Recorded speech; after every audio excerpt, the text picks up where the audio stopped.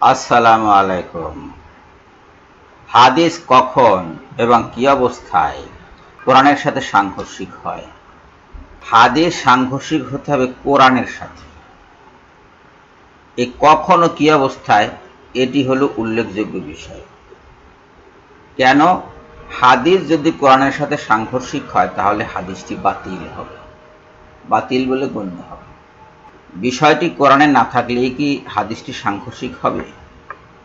অনেকেই মনে করেন যে কোরআনে নাই, অতএব হাদিস কোরআনের সাথে সাংঘর্ষিক। আসুন বিষয়টা আজ আমরা একটু তলিয়ে দেখি, খতিয়ে দেখি। 2-3 দিন আগে আমি এই ভিডিওটি আপলোড করেছিলাম।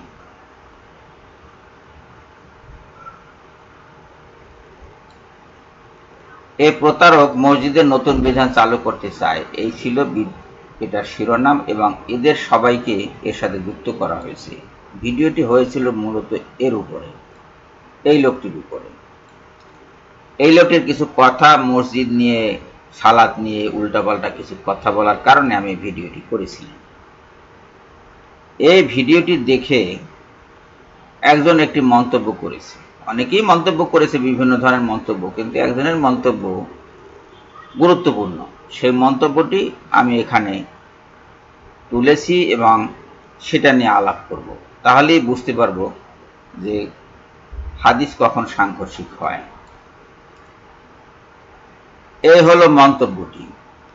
এটা করেছে তাসনিম মিম 134। তাসনিম মিম, এ নারী কি পুরুষ তা আমি জানি না। তাসনিম নারী এবং পুরুষ উভয়েরই নাম হতে পারে। উনি বলছেন মন্তব্যে যে বুখারী গ্রন্থের প্রতিটি হাদিস কোরআনের সঙ্গে সাংঘর্ষিক, এরপরও তারা বুঝতে চায় না, কমা দাড়ি কিন্তু দেয়নি এবং এটা বাক্য শেষও করেনি। বুখারী গম, তার ভাষা দেখুন। বুখারী গম, ক্রিমিনাল কোর্টে একজন আসামির নাম দিয়ে উকিল সাহেবরা অন্যান্য আসামি থাকে, ধরেন 5 জন 7 জন 8 জন 10 জন আসামি থাকে, সে আসামিদের সবার নাম উল্লেখ করে না। উকিল সাহেব যখন পিটিশন মারেন আদালতে, তখন বলেন সলিমুল্লাহ গং, সলিমুল্লাহ অ্যান গং, সলিমুল্লাহ অ্যান গয়রহ ইত্যাদি বলেন, মানে আসামি।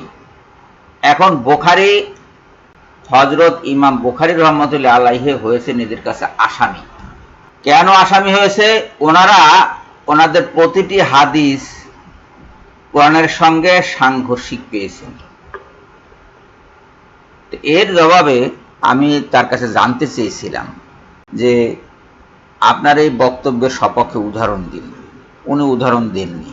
উদাহরণ না দিয়ে কোরআনে সবকিছু বলা হয়েছে, সবকিছু বিশদভাবে ব্যাখ্যা করা হয়েছে, ইত্যাদি ইত্যাদি, এই জাতীয় আয়াত যা আছে সেগুলো উল্লেখ করেছেন উনি। কিন্তু বুখারী যে কিভাবে, ইমাম বুখারী কিংবা ইমাম বুখারীর সাথে গং মানে ওই যে মুসলিম শরীফ, তাহাবি শরীফ, তিরমিজি শরীফ, আবু দাউদ শরীফ, এইসব হাদিসকেও সে বুঝাচ্ছে এদের প্রতিটা হাদিস কোরআনের সঙ্গে সাংঘর্ষিক। ওনার ভাষ্য হলো তাই। আসলেই কি এর মাঝে কোরআনের সাথে সাংঘর্ষিক হাদিস আছে এসব হাদিস গ্রন্থে? আমি পাইনি। কারণ কি?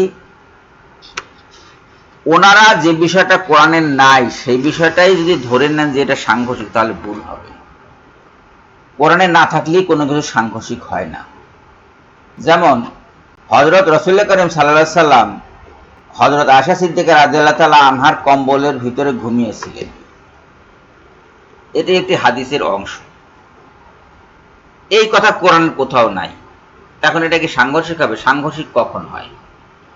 কোরআন বলেছে শুয়ারের মাংস তোমাদের জন্য হারাম করা হলো। এখন কোন হাদিস যদি পাওয়া যায় যে হাদিস বলছে যে শুয়ারের মাংস মানুষ খেতে পারবে কিংবা শুয়ারের মাংস হালাল, তখন ওই হাদিসটি কোরআনের ওই আয়াতের সাথে সাংঘর্ষিক হবে। এছাড়া সাংঘর্ষিক হবে না। সংঘর্ষ মানে কি? সংঘর্ষ মানে হলো মুখোমুখি টক্কর। বাসে ট্রাকে যেরকম টক্কর লাগে, সেরকম টক্কর হতে হবে।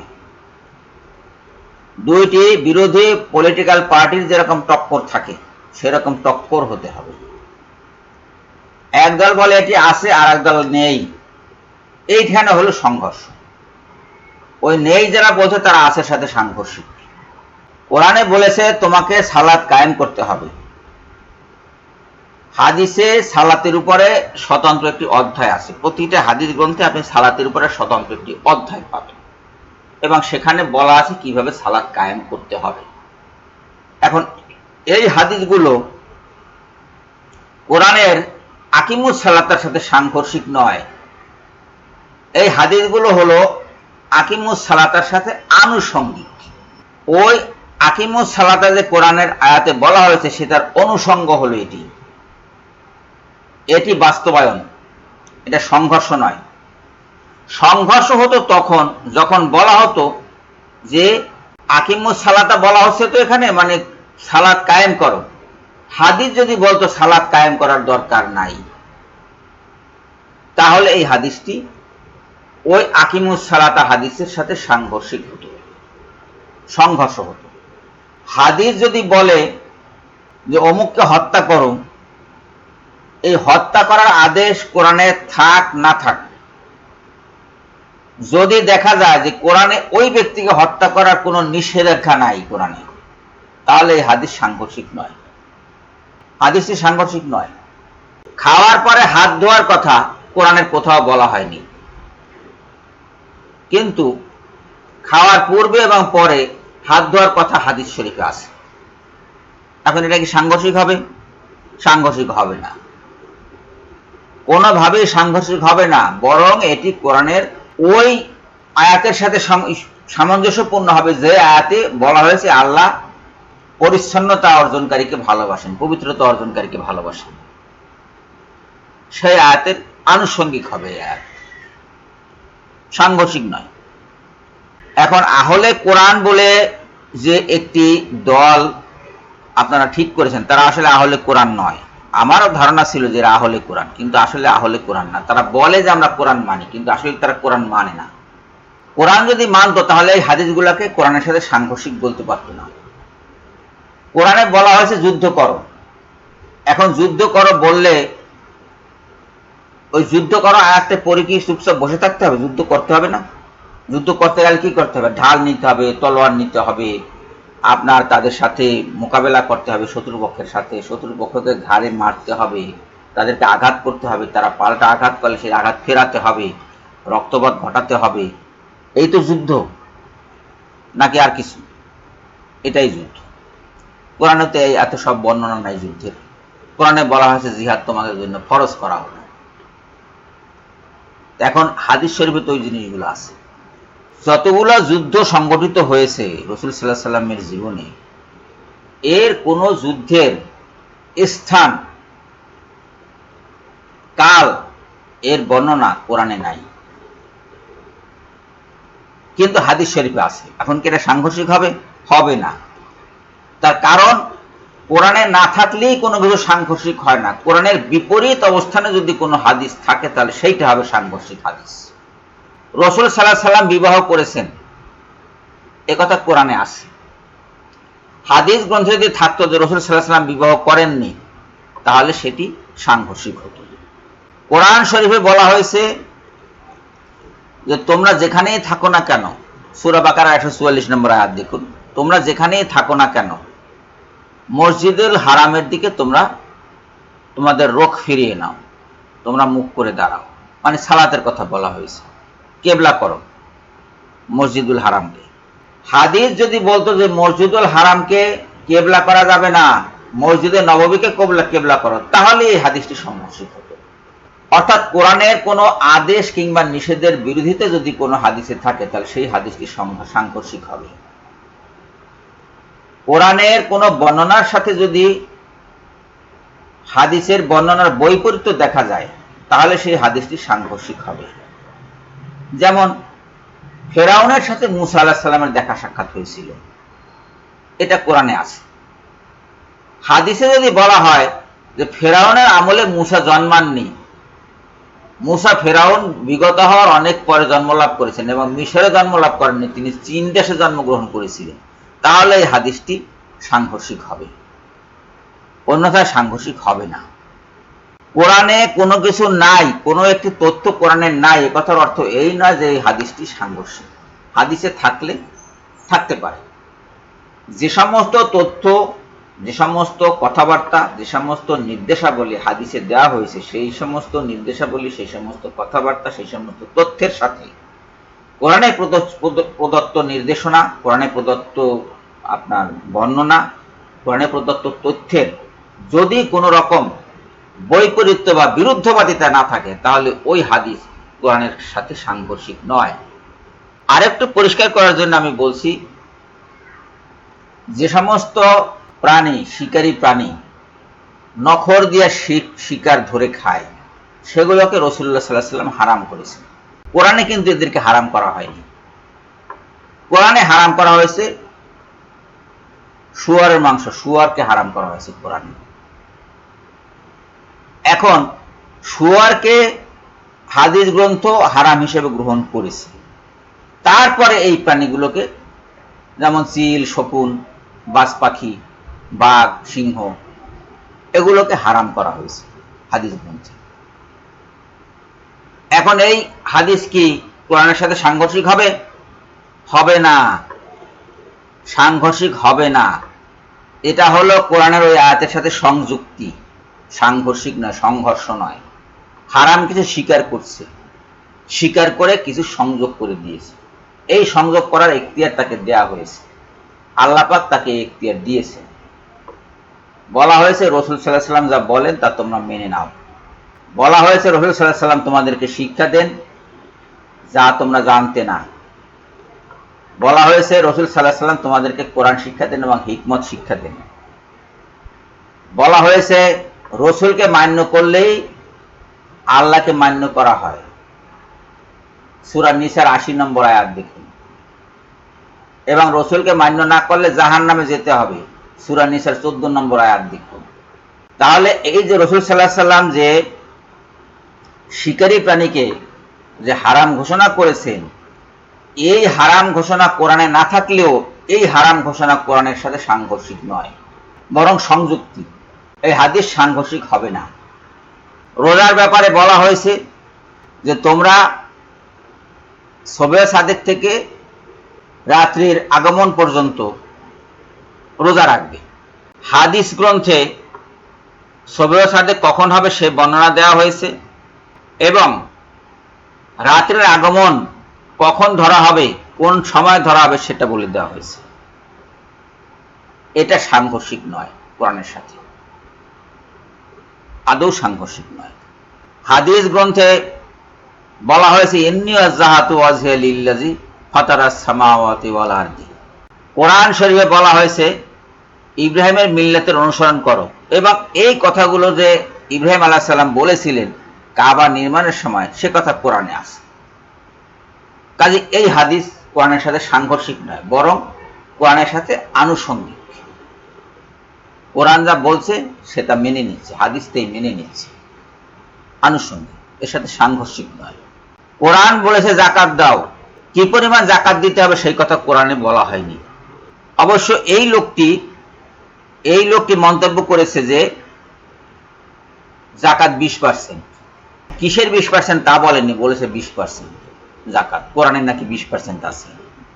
আমি তাকে আয়াতটি উল্লেখ করতে বলেছি, এখন পর্যন্ত সে উল্লেখ করেনি কোন আয়াতে এটা আছে, কোন আয়াতে এটা নাই। গনিমতের পঞ্চমাংশ আল্লাহ এবং আল্লাহ রসুলের জন্য নির্ধারণ করা হয়েছে, সেটা যাকাত নয়, এবং সেটা আল্লাহ এবং আল্লাহ রসুলের জন্য নির্ধারিত। তারা গরিবের উদ্দেশ্যে ব্যয় করবেন, সেটা ঠিক আছে, আল্লাহর পথে ব্যয় করবে, এই অর্থ আল্লাহ রসুল, সেটা ঠিক আছে, কিন্তু সেটা যাকাত নয়। যাকাত রাসূলুল্লাহ সাল্লাল্লাহু আলাইহি ওয়াসাল্লাম নির্ধারণ করে গেছেন উদ্বৃত্ত আয়ের 2.5%। এটা কোরআনের কোনো আয়াতের সাথে সাংঘর্ষিক নয়, কোরআনের আয়াতের সাথে আনুষঙ্গিক, এটা কোরআনের আয়াতের বাস্তবায়ন। যারা এই কোরআনে নাই বললেই বলবে এটা এই হাদিসটি সাংঘর্ষিক, তারা এই জিনিসটা বুঝতে ভুল করছে। কোরআনে না থাকলেই কোনো কিছু সাংঘর্ষিক হয় না। কোরআনে সব জিনিস থাকবে না, কোরআনে সব জিনিস থাকবে না বলেই আল্লাহ পাক রসুল পাঠিয়েছেন। আল্লাহ পাক শুধু কোরআন মানতে বলেননি। যারা বলছে শুধু কোরআন মানব তারা ভুল পথে আছেন।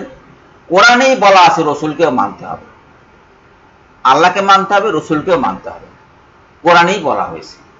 কাজে যারা শুধু কোরআন বলবে, কোরআন হলো আল্লাহর বাণী, কোরআন পরিপূর্ণরূপে আল্লাহর বাণী, এর মাঝে রসুলের সামান্যতম কথা নাই, একটা কথাও যোগ হয়নি। যোগ হয়নি যে তার প্রমাণ কোরআনে দিচ্ছে। সূরা হাক্কার 40 থেকে 47 নম্বর আয়াত আপনারা দেখুন, সেখানে সুস্পষ্ট করে বলা হয়েছে এর মাঝে রসুলের কোনো কথা মিশ্রিত হয়নি। তাহলে রসুল তো বোবা ছিলেন না, তিনি তো কথা বলতেন, তার কথাগুলো যাবে কোথায়? সেগুলো হাদিসে। তার কাজগুলো যাবে কোথায়? কাজের বর্ণনাগুলো, সেগুলো হাদিসে। এখন আর একদল ধোঁয়া তুলছে যে রসুল সাল্লাল্লাহু আলাইহি সাল্লাম মারা যাওয়ার 200-250 বছর পরে হাদিস রচিত হয়েছে, হাদিস লিখিত হয়েছে। সত্য নয়। রসুল সাল্লাল্লাহু আলাইহি সাল্লামের জীবদ্দশায় হাদিস লিখিত হয়েছে। সাহাবীগণ অনেকেই লিখে রেখেছেন, যারা লিখে রাখেননি তারা স্মরণ রেখেছেন এবং তারা মানুষের মাঝে সে হাদিস প্রচার করেছে। সাহাবীদের তত্ত্বাবধানে কুফা, দামেস্ক এবং মদিনায় দর্স কেন্দ্র গড়ে উঠেছে, যেটাকে বলে মাদ্রাসা আধুনিক ভাষায়, গড়ে উঠেছে, শিক্ষা কেন্দ্র গড়ে উঠেছে। সেখানে সাহাবীদের কাছে মানুষজন লেখাপড়া শিখেছে, হাদিস শিখেছে, তাবি শিক্ষা লাভ করেছে, হাদিসের জ্ঞান অর্জন করেছে। তারা আবার তাবিগণকে শিক্ষা দিয়েছে, তারা পরবর্তী আলেমদেরকে শিক্ষা দিয়েছে। তাবিগণ কিছু কিছু হাদিস গ্রন্থ সংকলন করেছেন, যেমন হযরত ইমাম আবু হানিফা রেখে গেছেন মুসনাদে ইমাম আবু হানিফা, হযরত মালিক রহমাতুল্লাহ আলাইহি রেখে গেছেন মুয়াত্তা শরীফ।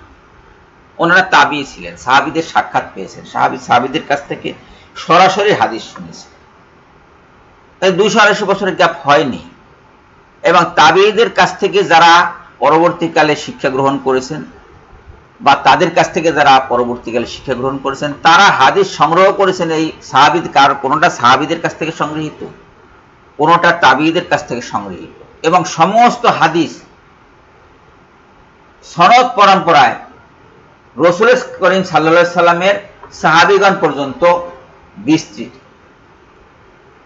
কাজে হাদিস 200 বছর পরে লেখা হয়েছে বা 250 বছর পরে লেখা হয়েছে কথা সত্য নয়। আর লেখা হয়েছে মানে কি? এগুলো কি রচিত কারো? তার তো রচনা নয়, সংগৃহীত। তো কোরআন, আজকের কোরআন, আমার কাছে যে কোরআনখানি আছে সেখানে কবে ছাপা হয়েছে? আপনার কাছে যে কোরআনখানি আছে সেখানে কবে ছাপা হয়েছে? ওই তারিখটি কি কোরআনের রচনার তারিখ? ওই কোরআনটি কোরআনের নাজিল হওয়ার তারিখ, ছাপার তারিখটি? তা তো নয়। বুখারী রহমতুল্লাহ আলাইহি, মুসলিম রহমতুল্লাহ আলাইহি ওনারা যখন হাদিস সংকলন করেছেন তখন হাদিসটি পুস্তক আকারে প্রকাশিত হয়েছে। কথার অর্থ এই না যে হাদিসগুলো পূর্বে ছিল না। এই হাদিসগুলো অনুসরণ করেছেন সাহাবীগণ, এই হাদিসগুলো অনুসরণ করেছেন তাবিঈগণ, এই হাদিসগুলো অনুসরণ করেছেন তাবিঈগণ। সেগুলো আজ আমরা পুস্তক আকারে পাচ্ছি এইসব ইমামদের সৌজন্যে, এইসব ইমামদের পরিশ্রমের ফসল হিসেবে আমরা এগুলো পাচ্ছি। তাদের কাছে আমাদের কৃতজ্ঞ থাকা উচিত ছিল, সেটা না থেকে তাদেরকে বানাচ্ছি আসামি। এই যে দেখেন বুখারী গম, হায় খোদা, কোথায় জায়গা হবে এদের আমি জানি না। এত অকৃতজ্ঞ মানুষ, এত অবিবেচক মানুষ, যারা সারা জীবন আপনার ব্যয় করেছে, সমস্ত অর্থ ব্যয় করেছে এই হাদিস সংগ্রহের পশ্চাতে, আজকে তাদেরকে গালি দিচ্ছে, তাদেরকে আসামির কাঠগড়ায় দাঁড়া করাচ্ছে। কিয়ামতের কত বাকি আপনারা কি বলতে পারবেন? বলুন তো। যাক, আজকে আমরা যেটা শিখলাম সেটা হলো এই যে কোরআনের সাথে সেই হাদিস সাংঘর্ষিক হবে যে হাদিসের সাথে কোরআনের কোন বাণীর বিরুদ্ধবাদিতা আছে, সংঘর্ষ আছে, মুখোমুখি টক্কর আছে। এইটা যতক্ষণ পর্যন্ত না থাকবে ততক্ষণ পর্যন্ত কোন হাদিসকে সাংঘর্ষিক বলা যাবে না। এবং আমি এ ব্যাপারে নিশ্চিত যে বুখারী শরীফ, মুসলিম শরীফ, আবু দাউদ শরীফ, তিরমিজি শরীফ, মুসনাদে আহমদ বা এই জাতীয় যত হাদিস গ্রন্থ আমরা অনুসরণ করে থাকি, এর মাঝে কোথাও কোরআনের সাথে সাংঘর্ষিক কোনো হাদিস নাই। সবাইকে ধন্যবাদ জানিয়ে বিদায় নিচ্ছি। আল্লাহ হাফেজ।